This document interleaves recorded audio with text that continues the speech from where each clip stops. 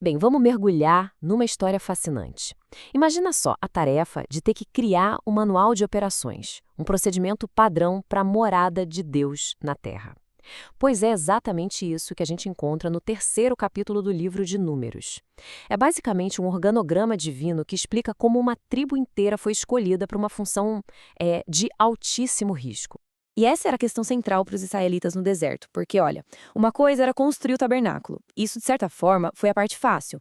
O difícil mesmo, o grande desafio, era administrar o lugar. Principalmente quando o menor erro podia ser literalmente fatal. Para a gente entender por que foi preciso uma tribo inteira, primeiro a gente tem que ter uma noção do quão perigoso era esse trabalho. Servir no tabernáculo definitivamente não era para qualquer um. É que não se tratava de um templo comum, sabe? A crença era de que aquele lugar era o epicentro da presença de Deus. Então, chegar perto exigia um nível de precisão, de reverência que, nossa, beirava a perfeição. A regra era essa, preto no branco. Um passo em falso, um ritual feito do jeito errado e a consequência era a morte. Isso deixava bem claro que não era um trabalho para voluntários, era preciso um grupo de especialistas, e especialistas designados por Deus. Então, quem é que podia assumir uma tarefa tão perigosa assim? A resposta começa com uma única família, o verdadeiro círculo íntimo do tabernáculo. No centro de tudo estavam os 4 filhos de Arão. Foram eles os primeiros a serem consagrados para servir como sacerdotes.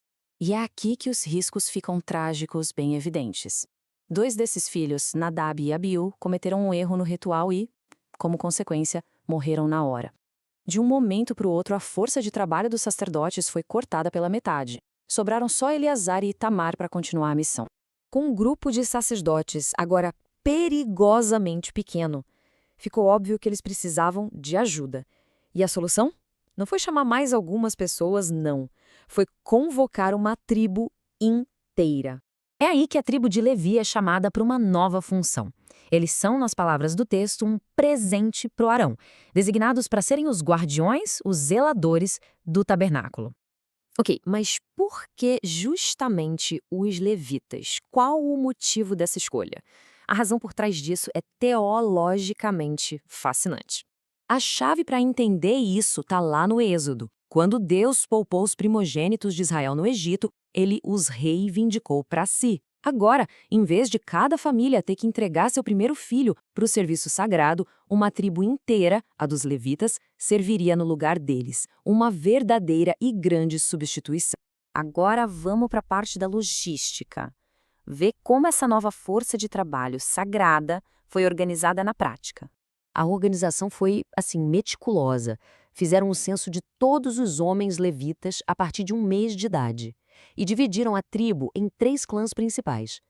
Cada clã recebeu um lugar específico para acampar e um conjunto de tarefas bem claras, que ia desde carregar as cortinas até transportar os objetos mais sagrados de todos. A posição do acampamento deles formava uma espécie de barreira humana de proteção ao redor do tabernáculo. E os próprios sacerdotes ficavam na posição mais crítica, a entrada, do lado leste. No total, o censo contou 22 mil homens levitas. Essa era a nova força de trabalho sagrada, pronta para proteger o tabernáculo e servir a Deus. Certo. Agora o passo final, garantir que aquela substituição dos primogênitos estivesse perfeitamente equilibrada nos mínimos detalhes. Para a substituição funcionar, os números tinham que bater. Então, fizeram um segundo censo, dessa vez contando todos os primogênitos das outras tribos. E o total? 22.273. E aí surgiu um pequeno problema. Eram 22.273 primogênitos, mas só 22 mil levitas para tomar o lugar deles. A conta não fechava. Faltavam levitas para cobrir 273 dos primogênitos. Essa diferença precisava ser resolvida de alguma forma. A solução encontrada foi uma espécie de pagamento de resgate.